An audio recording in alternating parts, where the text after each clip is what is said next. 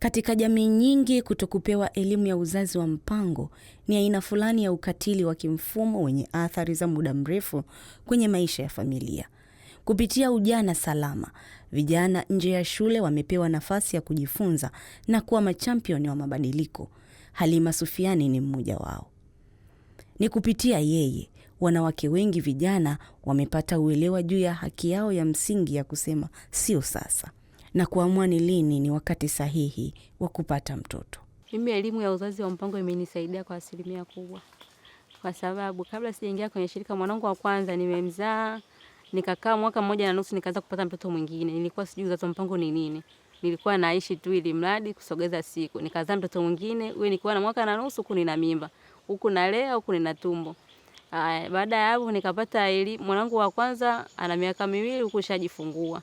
Wakasa wamepishana mwezi 1.5 miezi 2.